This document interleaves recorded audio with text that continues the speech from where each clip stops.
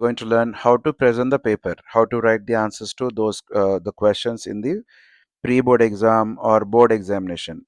So whatever the exam, start with section B where you have some 4 reading tasks and attempt all the questions. In section B, you have 4 reading tasks, each having 6 questions. Write answers to all the questions in the same exact order in which you see them. And after that, start section C. There also write the answers to all the questions in the same exact order.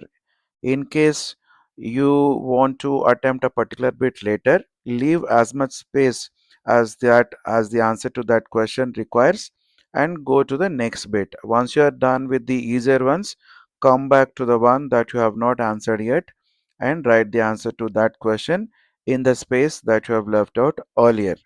Once you are done with section C, start writing the answers to the literature questions. Now this is section A, literature.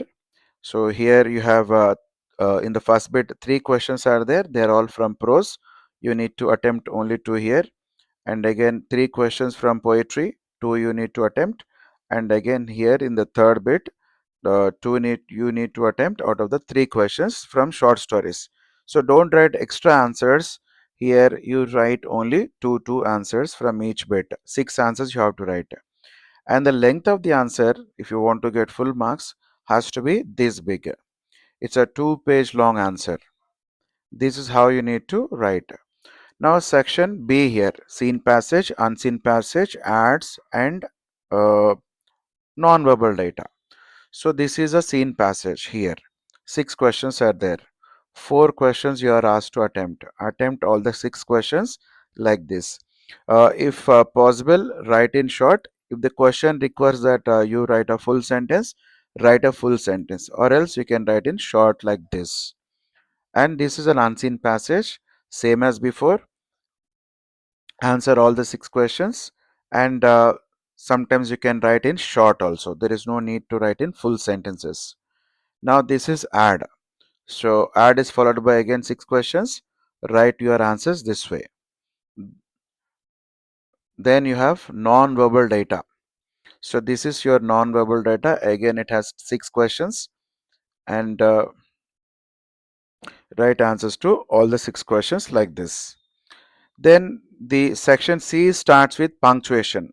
So here you copy all this onto your answer sheet like this and then highlight all the punctuation marks you have inserted like this.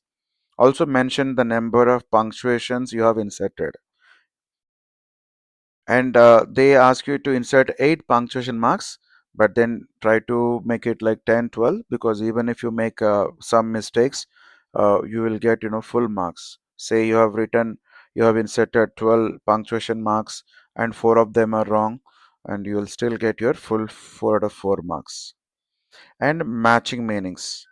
So here you simply write the Roman numerals and the letters that represent the definitions.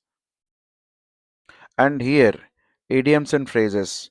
As you can see here, there are blanks and you need to fill in the blanks with these idioms. On your answer sheet, you simply write the answers. For example, finally our team lost by a whisker and I was disappointed. You simply write by a whisker. Don't write the question sentence. Verb pattern. I wrote this story here, right?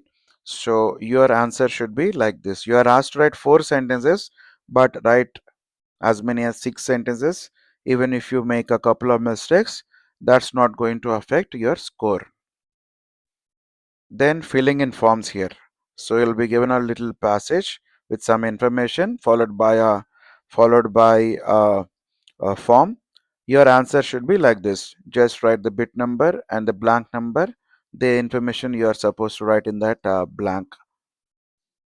Coming to the next bit, we call this CV or curriculum vitae, resume, biodata, whatever it is, you have to write the answer in the same way. So this is the answer here. I mean the question here. It's a job recruitment ad.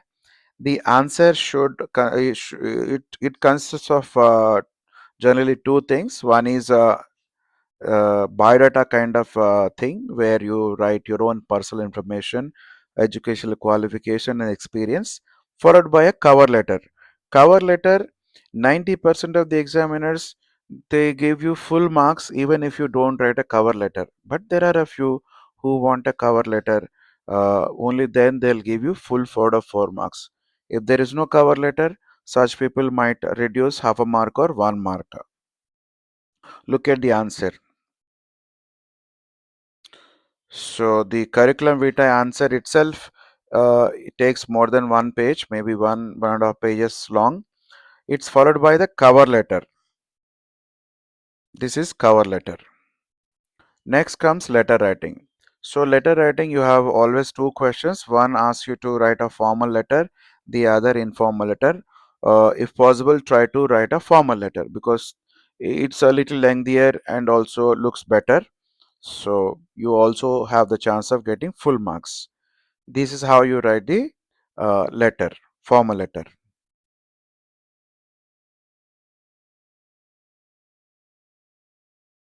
And this is note making. So note making answer, see here, you need to write a title here and main points like this. Sub points, you need to leave some space before each sub point. And there need to be like 5 main points, one title, and around 15 sub points in total. So there can be only 2 sub points under a title. I mean main point. There can be 4. Okay, so it should be like at least 1 page longer. Then word stress. Here you simply copy all these words onto your answer sheet and then put a small vertical mark here indicating the stress. This is how you write the answers. Then the last question, dialogue writing. You'll always get 2 questions. You can choose to attempt either of them. So when you write the answer, make sure that the handwriting is good. Start with a good greeting, end it with a good closing remarks like this. Make it 1 page, a little more than 1 page, probably 1 page, 5 lines or 10 lines. So this is how you present the paper.